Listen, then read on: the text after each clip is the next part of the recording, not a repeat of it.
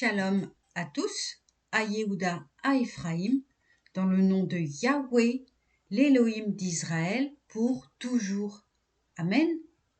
Aujourd'hui, lecture de la Haftara Karaïte dans le livre de Ovadia, tout le chapitre 1. Vision d'Ovadia. Ainsi parle Adonai Yahweh au sujet d'Édom.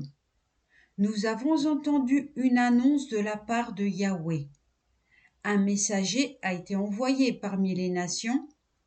Debout, levons-nous contre lui pour combattre. Voici, je te fais petit parmi les peuples, tu es méprisable au possible.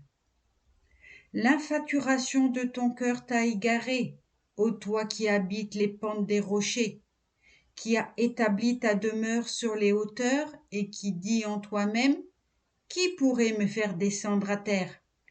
Quand même tu fixerais ton aire aussi haut que l'aigle et la placerais dans la région des étoiles, je t'en précipiterai, dit Yahweh.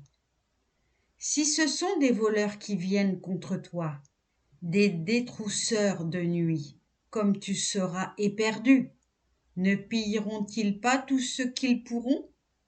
Si ce sont des vendangeurs qui viennent contre toi, que laisseront-ils sinon de quoi grappiller? Ah, comme Ésaü est fouillé en tous sens, comme ses retraites mystérieuses sont mises à découvert. Ils te poursuivent jusqu'aux frontières, tous ceux qui étaient tes alliés. Ils te trompent, ils te maîtrisent, tes prétendus amis. Le pain qu'ils t'apportent, c'est un piège sous tes pas, et tu ne l'as pas compris. Certes, en ce jour, dit Yahweh, je ferai disparaître les sages en Édom et la prudence sur le mont d'Ésaü. Tes guerriers, ô Théman, seront paralysés, de sorte que tout homme sur le mont d'Ésaü soit exterminé lors du carnage. À cause de ta cruauté à l'égard de ton frère Yaakov, tu seras couvert de honte et ta ruine sera éternelle. Le jour où tu te postas comme spectateur, alors que les barbares emmenaient son armée captive, que l'étranger envahissait ses portes et partageait Yerushalayim au sort, toi aussi tu fus comme l'un d'eux. Ah, cesse donc d'être un témoin complaisant du jour de ton frère, du jour de son malheur, de triompher des fils de Yehuda au jour de leur ruine et d'ouvrir aussi grande ta bouche au jour de la détresse. Cesse de franchir la porte de mon peuple au jour du revers. Au jour du revers, ne te repaie point, toi aussi, du spectacle de ces maux. Au jour du revers, ne fais pas main basse sur ses richesses. Ne monte pas la garde à l'angle des routes pour achever ses fuyards, pour livrer ses débris au jour de l'angoisse.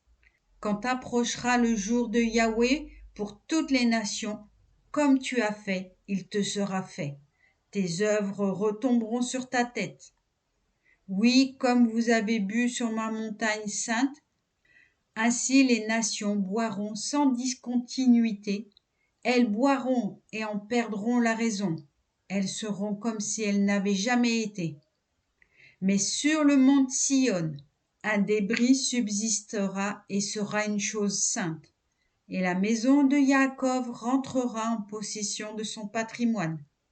La maison de Yaakov sera un feu, la maison de Yosef une flamme, la maison d'Ésaü un amas de chaume.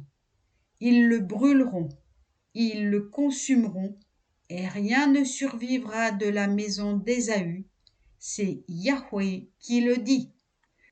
Le Midi héritera de la montagne d'Ésaü, et la plage du territoire des Philistins.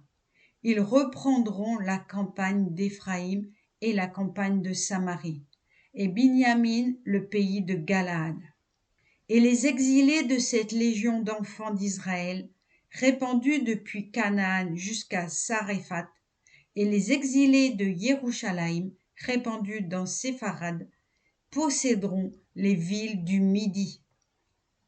Et des libérateurs monteront sur la montagne de Sion pour se faire les justiciers du monde d'Ésaü, et la royauté appartiendra à Yahweh.